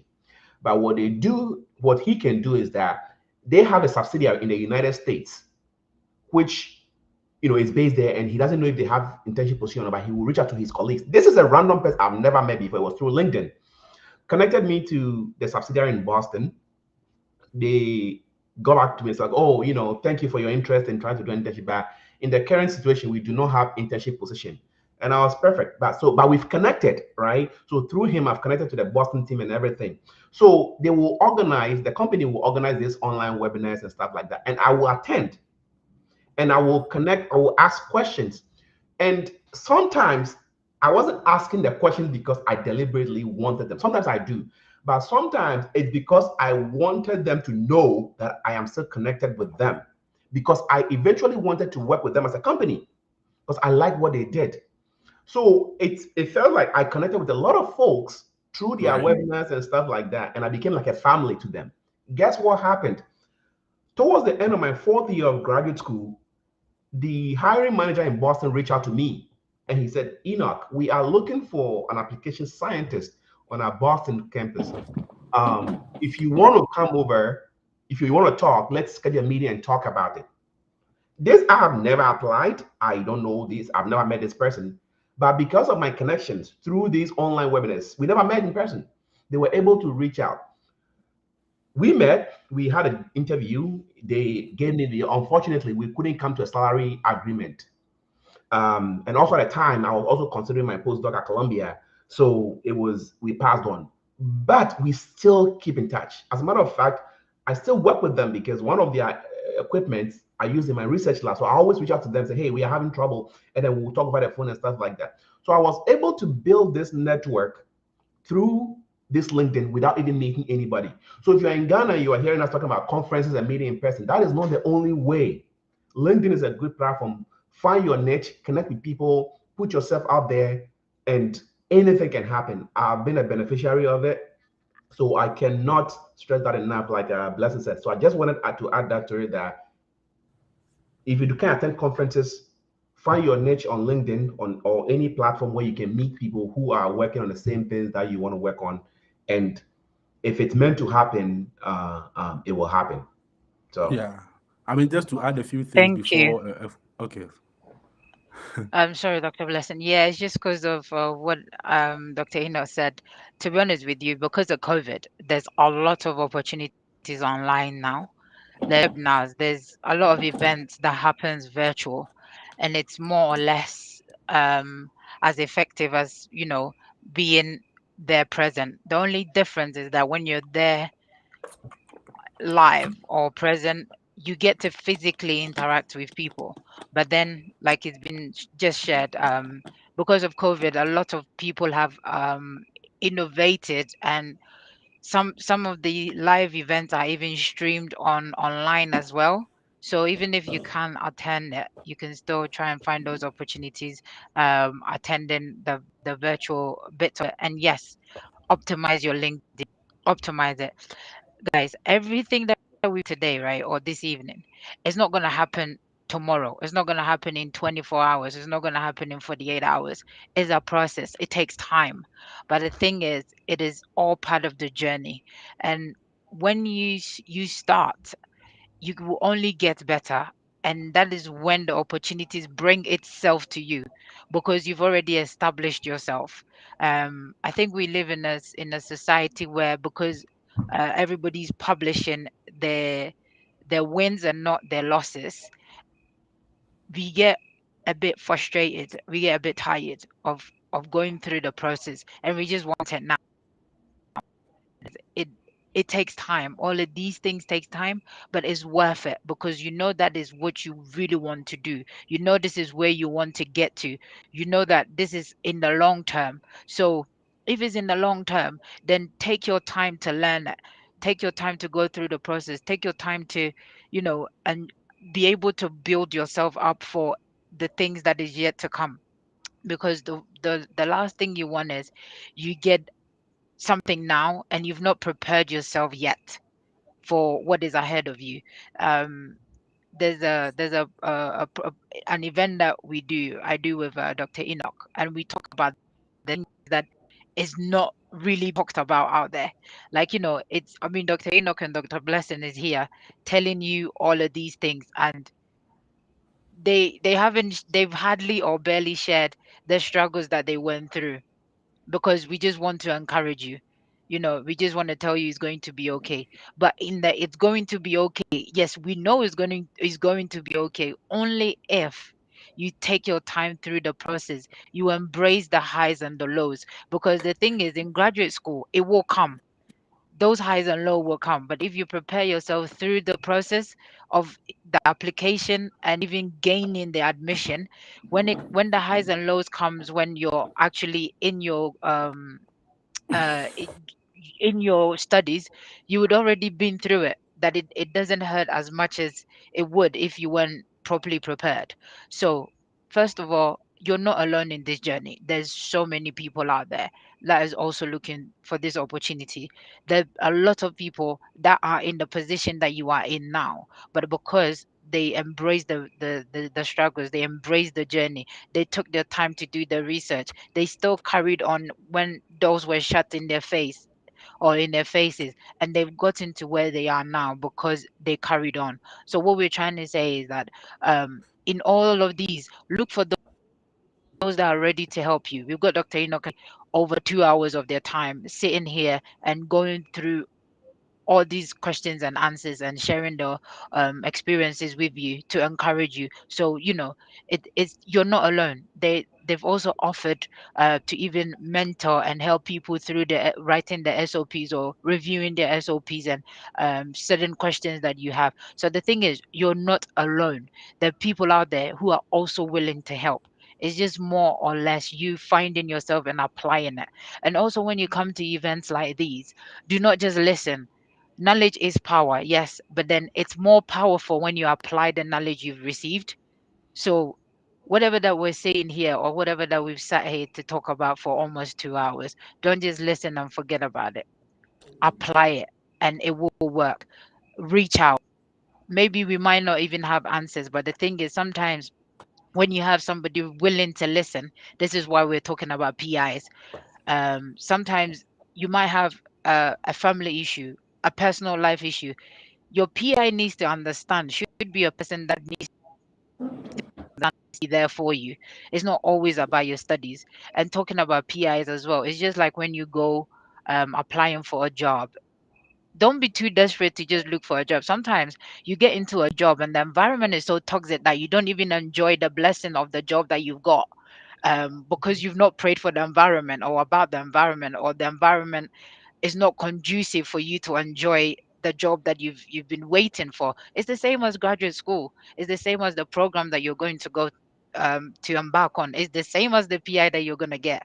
So basically apply everything that you can think of, in terms of life. For use those knowledge, use that experience towards your graduate school, because it's going to be your life for 2 years, it's going to be your life for 1 year, it's going to be your life for 5 years, depending on the research and the program that you're going to go to. So imagine being in a toxic environment for 2 years, for 1 year, for 5 years. That is very draining. That is a lot to, play on your mental health. So do not rush the process. You will only come crashing and regretting it. So take your time, and then when you get it, you've done your due diligence. Like, I agree with Dr. Blessing. I pray about every single thing, not because we are overly spiritual, but as you pray about it as well, you also do your part, because sometimes you just want a job, you don't pray about the environment, and like we were saying, you get there and the blessing of the job now becomes a curse, and you start asking God questions or yourself questions. So let's embrace it. Let's learn as we go, we get along or go along the way. Talk to people, be vulnerable to people, and you before you know it, they would have questions to your answers. The things that you think is just you. I've had certain conversations, and I sit there and I'm like, oh God, I'm not mad. Because sometimes you just feel it's just you until you talk about it. So reach out, guys, reach out. I know Dr. Blessing and Dr. Enoch, they would have time for you. They openly, willingly avail themselves to help people through the journey. We don't all have to suffer. We don't all have to go through the same struggles. So do not think you're alone. Thank you so much, Dr. Blessing and Dr. Enoch. I've really enjoyed it. And thank you so much for carrying on the event. I mean, my questions, I've just been sat here taking it and enjoying the program myself, which is really nice. So to conclude, Dr. Bless, give us your words and anything that you feel you need to share that you've not been able to share. Thank Okay, you. thank you very much, Afua. I would just want to chip in a little bit for, I think, Mark Valentine Akins. He asked that, is there any funding for PhD educational technology at College of Education? I mean, yes, for PhD, so Oh, far thank you. as I your, was meant to read that, but I forgot. Yeah, thank you for oh, paying yeah. attention to the comment section. So far as you are being selected, okay, for admission, the key thing is that, I mean, if they are looking for, let's say, a quota of, let's say, 5 or maybe 10 students in the educational technology department, and you are being selected, automatically they are going to give you the funding. Okay, so that is how it works. And when you get into the systems too, there are other funding as well that you can also apply for. Okay, and that one comes, I think, they have a specific time. For instance, let's say at the beginning of every semester, they will post it. Let's say the department secretary will post it out, so that, I mean, people in such department will get opportunity to apply. So, I mean, yeah, aside your funding, there are other fundings as well that you can also access. So yes, so if you are going ahead to apply, you can go ahead to apply. And also, fast forward, just to come back and also give my last words. What I want to say is that we should remember that many successful professionals face early setbacks. That's one key thing that I want to just also indicate, that many successful professionals faced early setbacks. So we should stay positive and seek out to mentors, and also continue to build our skills and network. And as we do that, we will be able to just to realize, I mean, whatever mission that we intend to just to achieve, or whatever objective that we want to achieve, will be realized for us. So thank you very much for having me. Thanks for honoring our invitation and thanks for being a blessing, as per your name, to us today, with all the insights and the knowledge that you've shared with us. Thank you so much, Dr. Enoch. Yeah, well, thank you all for joining. We know we've thrown a lot of information at you, and right now you're grappling with all this information and what you have to do with it. Um, my final words is be prepared. If your dream and aspirations is to achieve higher education, don't give up on it. If you're doing this because everybody else is doing it, or because you see your colleagues doing it and you think you can do it, I would just say you should channel your energy into something else that you are better at, because everything is not for everybody. I have dedicated myself to be a lifelong learner. I enjoy this process. It's not because of, you know, the money that comes out of it, or that's not my goal of pursuing higher education. It's for the quest of the knowledge.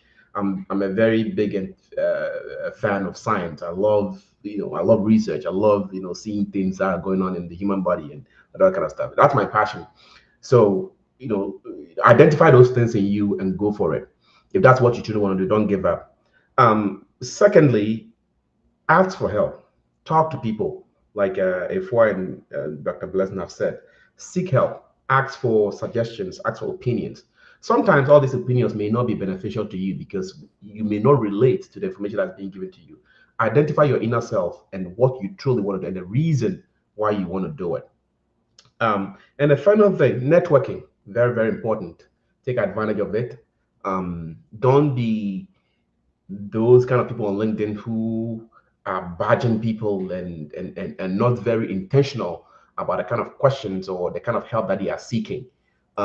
Be very mindful of people's time as well as you reach out to them and seeking help and advice. You also be mindful of their time. Sometimes you will send a message and it will take the person days to get back to you. Doesn't mean that they don't care. I do get a lot of messages and I try to respond to them. Sometimes it takes a couple of days to get back because we also have our personal lives and our personal responsibilities. Our life is not built around LinkedIn. Okay. So also be mindful of that. Sometimes it takes people a while to get back to you. So, final thing, just be hopeful. Don't give up. It is truly your calling. And if it's meant to happen, it will happen. Be very patient. Life is a slow, painful process, but just be patient. I've learned to master the art of patience. Don't be angry at everything. Don't be in a rush to do everything. Just be patient. And when the right time comes, when the right time and the opportunity presents itself, you will get to wherever you want to get to. So those are my final words to you. And I want to thank you for one more time for allowing us to use her platform to send out our message to folks like you who want to pursue higher education in different parts of the world. So thank you for listening to us and making time to be on this platform. Thank you, Dr. Enoch. My platform is nothing if I do not have guests, amazing guests like yourself and Dr. Blessing. So also thank you on your side for dedicating yourself, your time, to come on the show. And I mean, it's yeah, we're getting into almost 2 hours because of how broad topics are. I mean, they're events by themselves, and we've tried to put them together in one event. And it's been amazing having you. So thank you. There are still a lot of people still online. So this shows that these topics still needs to be shared out there. So thank you very much, everyone that is still listening. This is changing the narrative, and we do this once every month, where we invite guests to talk about different aspects of the scholarship or the graduate application process and or study abroad process. And it's also a platform for our guests to share the experiences and how they got to where they are now, the ups and downs and everything, for us to also learn and encourage us that the journey might be long, but it is worth it and we will get there. So thank you very much. My name is Efwan Ponsa. Reach out to any of us, Dr. Enoch, Dr. Blessing, for help on your SOPs, advice on anywhere in the process you are at, even if it is basically how to start it. We will be here to share with you the knowledge that we have and also resources that can help you out. Um, do reach out. And also, I want to use this opportunity to invite all of you to follow our journey on AAA Group. It's more of a charitable side of changing the narrative where we're helping the underprivileged. There's a lot of projects that we're embarking on. Back to school. Currently, we're embarking on a health project. A lot of web coming on.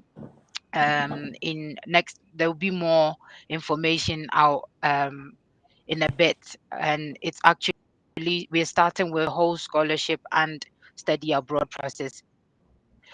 It's a 3 days and go through the process from beginning of searching for it, how to even search for it, and it will be a live event so that you can see the process firsthand as we go through. You can follow it. So there will be more information soon. Check out our AAA clothing as well. All the proceeds from the clothing to help initiatives like Dr. Blessing and Dr. Enoch said, where sometimes we help out or they we try to help out with either is paying for a visa application or application fee or something like that as a way of giving back. So all the proceeds go towards a lot of different initiatives. We're also embarking on a menstrual health initiative. So kindly have a look on the website. You can also just do a one-off donation or become one of our monthly donors. So we're basically looking for the support out there, either is resharing or reposting our post for a wider reach. You're also welcome to join us as a volunteer and to donate your skills and time. So we're open to a lot of or help or support from all of you. And also, if you're a student, if you are a graduate, whoever you are, and you're looking for a space to grow, AAA is also open. It's a new space, so there's a lot of opportunity for growth and for us to learn from each other. So once again, without taking much more of your time, my name is Efon Ponsa. Thank you so much for joining us, Dr. Enoch. Thank you very much, and Dr. Blessing. You've been an absolute blessing and delight for this evening, and I'm very very grateful time and also coming on this event to share your knowledge at a short notice, because I know it came out from another event with a guest when you both jumped into to support. So thank you very much. It's been a great event. Thank you very much. So all of you out there, do not give up. Keep going, keep grinding. It will definitely happen, and it will be worth it. So take care of yourself, changing the narrative, one individual, one mindset at a time. Until we meet again, it's bye for now. Thank you so much. Thank you. Thank you.